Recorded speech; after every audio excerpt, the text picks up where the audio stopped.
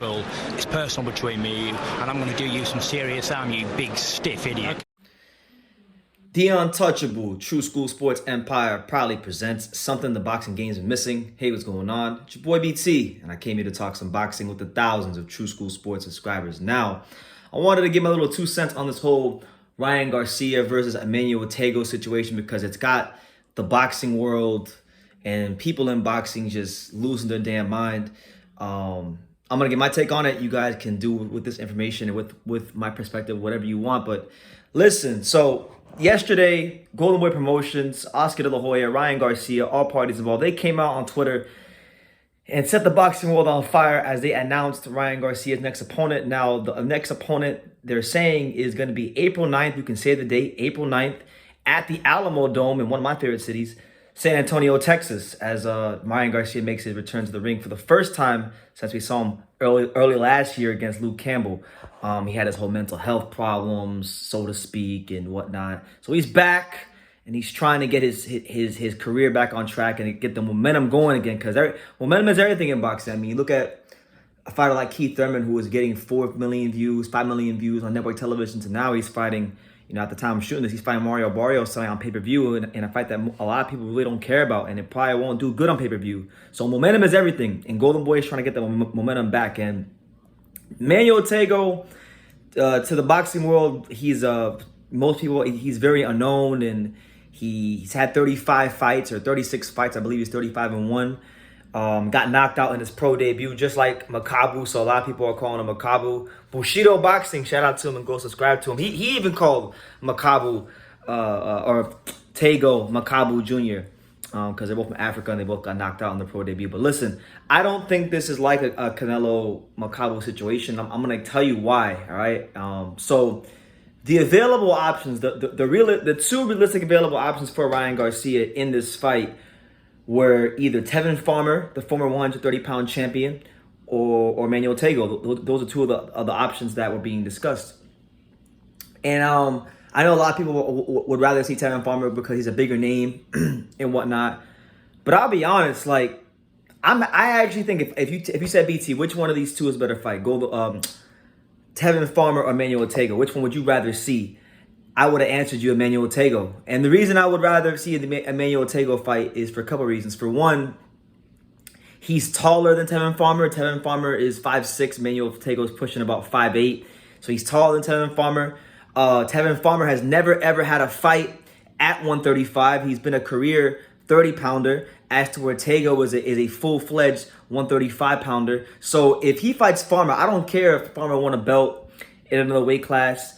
I never really thought he was that great at 130. I mean, he was solid. He was good.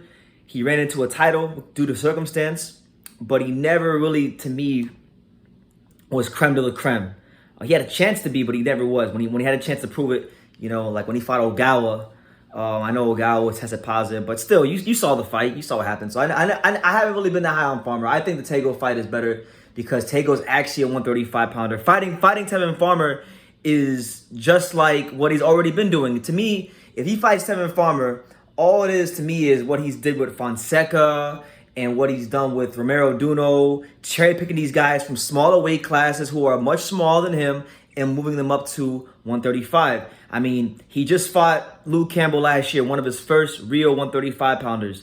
Tagoe, whether you love him or not, or don't know who he is, or think he's a cherry picker, or you think he sucks, he's a real 135-pounder. And I'll tell you this, like, Emmanuel Tagoe trains here in South Florida. I had a chance to interview him. I'm probably the only channel on YouTube with an Emmanuel Tagoe interview, but I had a chance to interview him along with Peter Kahn. And Emmanuel Tagoe, what I can tell you is this: he's very confident.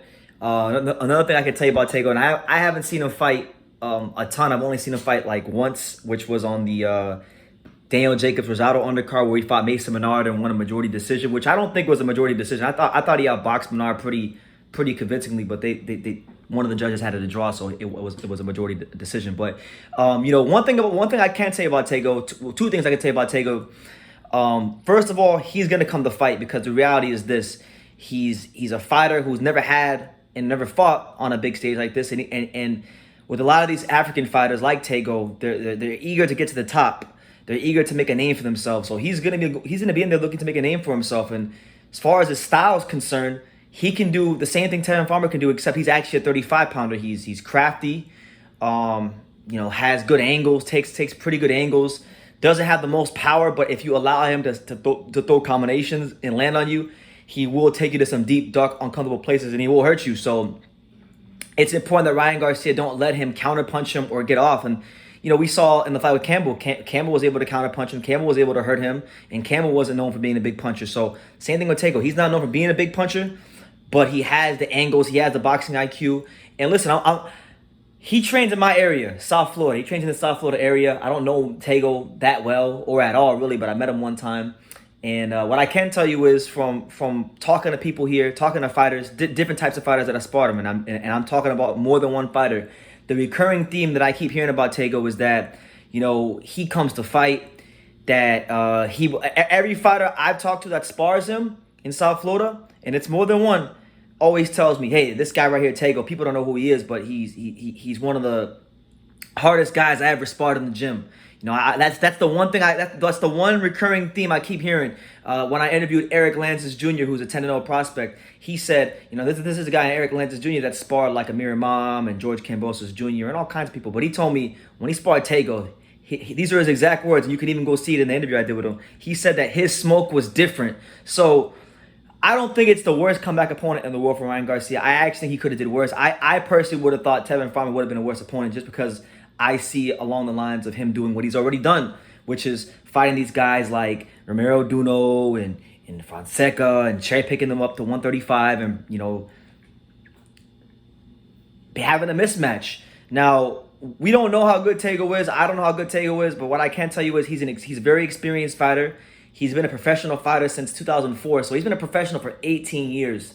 And he's been waiting 18 years for this opportunity. So it's his chance to make a name for himself in the sport of boxing, and he's gonna be prepared. A 36-fight veteran, been in camp with all the top fighters. For those of you who don't know, here's a list of guys that he's been sparring with here in South Florida.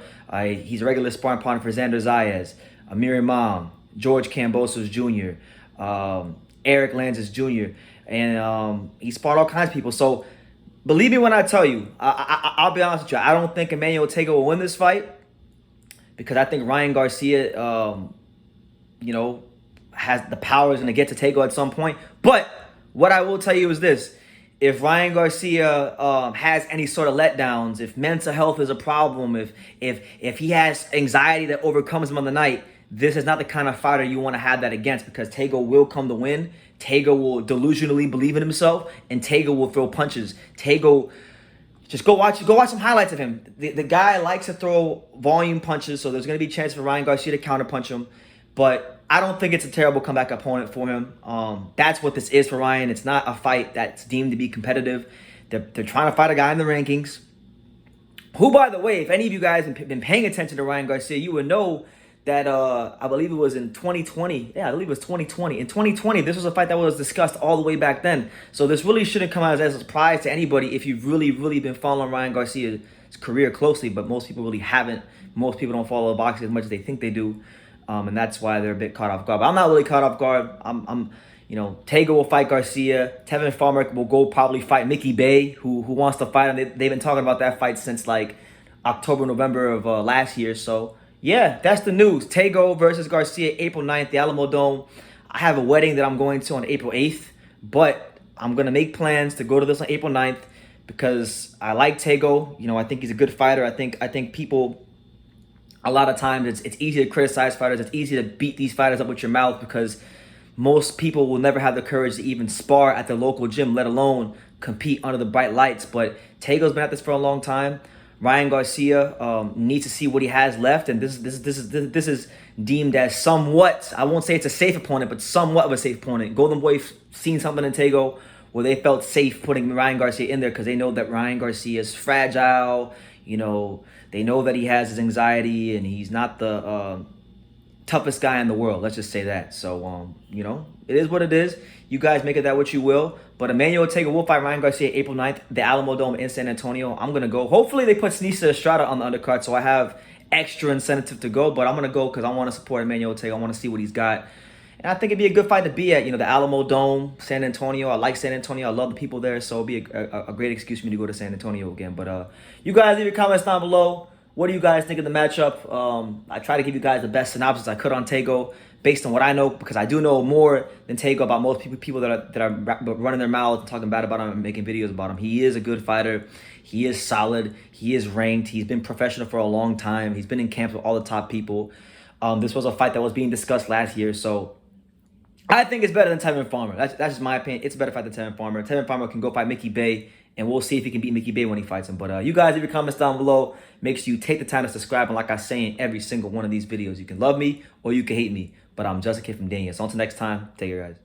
One more thing I wanted to add about Ryan Garcia versus Emmanuel Tagoe. So for those that know, for those that don't know, Emmanuel Tagoe's manager is Peter Khan, and his promoter is DiBella. And the reason that this is significant, and I want to highlight this to you guys, is because that DiBella and Peter Khan are also the same people that work with George Kambosos Jr. So this could be one of those scenarios, and this happens in boxing a lot. Sometimes promoters and or managers, they have a fighter who they can't get fights with, or maybe they're not getting a return on their investment, but they might have another fighter who's a big fighter that everybody wants to fight. So they might tell the rival promoters, hey, well, if you put your fighter in the ring with this guy and he beats this guy and I can cash out, make some money on this investment, then I will give you a fight with the fighter you really want to fight. So that's kind of how I see this too. You know, Taygo is promoted by Peter Khan and DiBella. They're trying to get some money off Taygo and cash out on their investment, because he really has been, you know, it's been hard to make anything off of Taygo really, because he's, you know, he hasn't been in any big fights. So I'm just saying, think big picture. They say you fight Taygo, you beat him, all right? And then you fight. They dangle the carrot of George Kambosos down the road for the future. So I'm just saying, I'm thinking that Ryan Garcia versus George Kambosos could be in the latter part of this year if he beats Taygo and looks good. And remember, I told you this first, because I know nobody right now knows enough about boxing or can think big picture enough to tell you this, but your boy BT. So I'm letting you guys know, George Kambosos, Ryan Garcia, probably might happen in the latter part of this year if he's fighting Taygo, because Taygo's promoter and manager are the same promoter and manager as George Kambosos Jr. So why would Golden Boy make a random fight with Emmanuel Tagoe when they could fight other big names that would be better for Ryan Garcia? Because it all leads to the biggest name, the guy that they really want to fight, in George Kambosos Jr. Take care. Thank you for watching another video on True School Sports, the home of boxing. If you made it this far, do me a favor and do yourself a damn favor. Hit that subscribe button and surely you will not be disappointed. You know, True School Sports bringing you the latest and greatest, the untouchable, you know, boxing content, interviews, news videos, breakdowns, live fight reaction extravaganza. We've got a great community of people here, boxing fans all over the world, from America to the UK to Australia, and on and on and on. So join the empire today. Hit that subscribe button. Take care and God bless.